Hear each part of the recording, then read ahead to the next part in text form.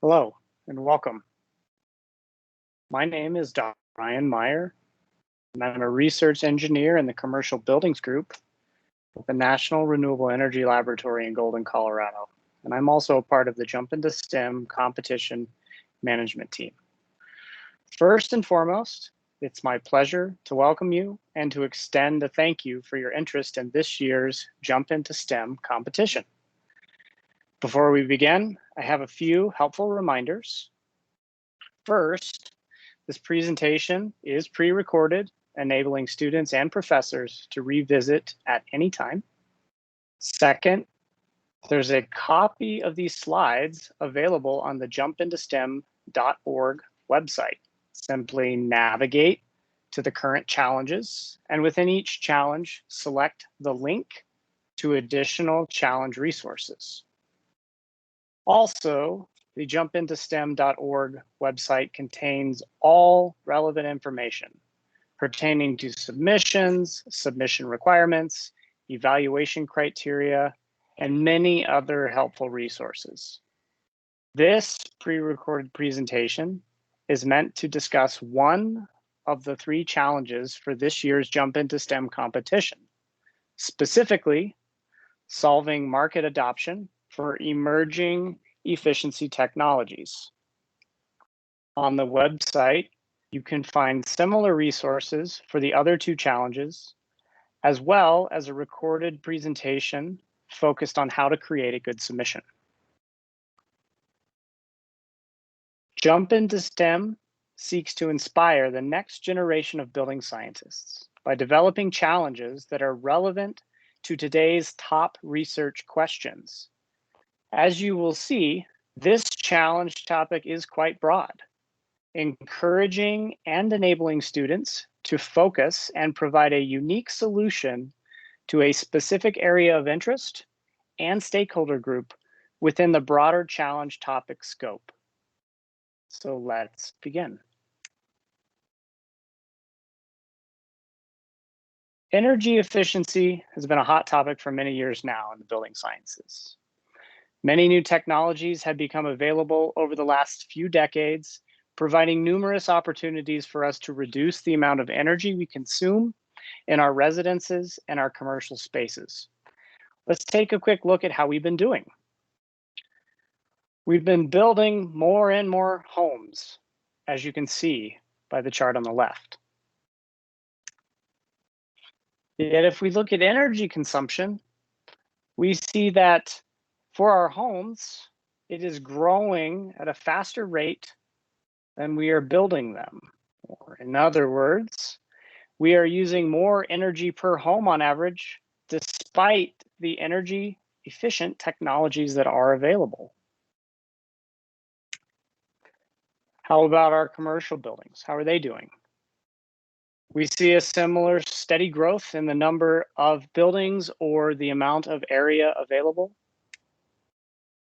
And unfortunately, a similar pattern of energy intensity increasing despite these available technologies. Okay, let's widen our gaze a bit and look at the history of energy conservation as we know it today. The oil crisis of the 1970s sparked the energy conservation movement we know. Shortly after the oil embargo in 1973, the first Energy Policy and Conservation Act in US history was signed into law. This was followed by the creation of the Department of Energy and many other technologies and programs, all of which are certainly not highlighted on this slide. But let's jump ahead to the 2015 mark. Despite energy conservation, government policies, and numerous technologies having been around for over 40 years, as of 2015, over 70% of homes in the US reported not owning a single LED light bulb. What are we observing here? We are observing how slow market transformation can be, but there's more. Not only does data show us that adoption rates of energy efficiency technologies in the building sector has been historically slow. Data also shows us the significance of having or not having access to those energy efficiency technologies. In particular, this chart represents the percent of income spent on energy bills by various groups.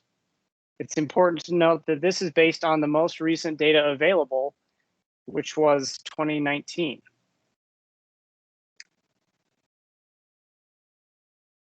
Market transformation obviously does not occur overnight. And sometimes strategic intervention is necessary to accelerate technology adoption, especially for stakeholders in socioeconomically vulnerable and historically excluded, underserved, and frontline communities. This is your challenge. So let's explore some of the barriers for market adoption in energy efficiency technologies a bit more. One barrier is likely obvious: cost. Here, let's explore that LED bulb statistic in our homes a bit more. We see about a 50-50 split for homes with and without at least one LED light bulb installed. These represent homes categorized as high income. That means homes to make over $100,000 per year. For low income homes, here meaning they make less than $25,000 per year, we see a drastic difference. So we are observing that cost of energy efficiency technologies is, and frankly, will always be a relevant barrier for market adoption. Cost is not something to ignore, nor should it be something you ignore during this challenge. But is cost the only barrier? Let's look at another technology. How about smart thermostats? Who hasn't heard of Nest or Ecobee? These plug-and-play devices and offerings are changing the marketplace. Some come with a price tag, but there are also existing utility rebate programs, for example, out there that seek to reduce that cost barrier. But what is essential for these technologies to work? Internet. Now, I know internet may seem as commonplace today as perhaps electricity or water. But let's be clear, this is a false reality. In order to get smart thermostats into every home in America, this is not just a cost barrier challenge. We should not only focus on cost, we need to focus on all barriers associated with these technologies. Let's talk through a couple more examples. Another common problem is coined the name the split incentive barrier. Now, what do we mean by this? As an easy thought exercise, let's consider an apartment building where the building owner typically owns all of the equipment, that is your water heaters or your stoves.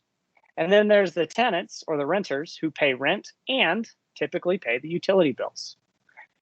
Now, is it beneficial for the owner who is not paying the utility bills to upgrade equipment to be more energy efficient?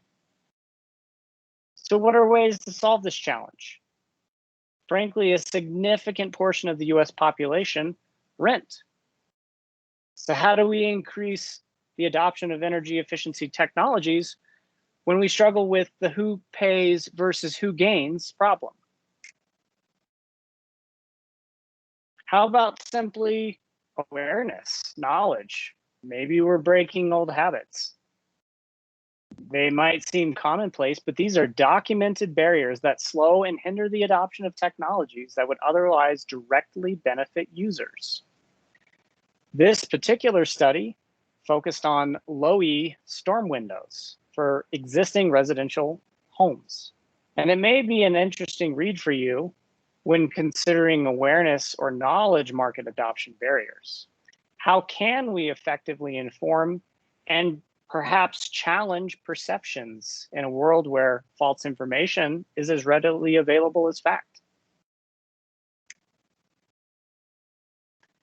This year's Jump into STEM Solving Market Adoption for Energy Efficiency Technologies challenge is seeking innovative and holistic solutions to increase market adoption for a chosen emerging technology to achieve building energy conservation and carbon reduction. A solution leading to increased technology deployment, specifically for stakeholders in socioeconomically vulnerable and historically excluded, underserved, and frontline communities. The following slide contains links to some suggested additional resources that pertain to all of the topics that were discussed during this presentation. This list is certainly not comprehensive, but hopefully sets students and professors in the right direction. As I mentioned at the beginning of this presentation, please refer to the jumpintostem.org website for all other competition-related information. We hope that this quick synopsis has been helpful at not only introducing the broad challenge topic, but more importantly, has perhaps generated and sparked interest in potential innovative solutions for the future of the building science industry. Thank you.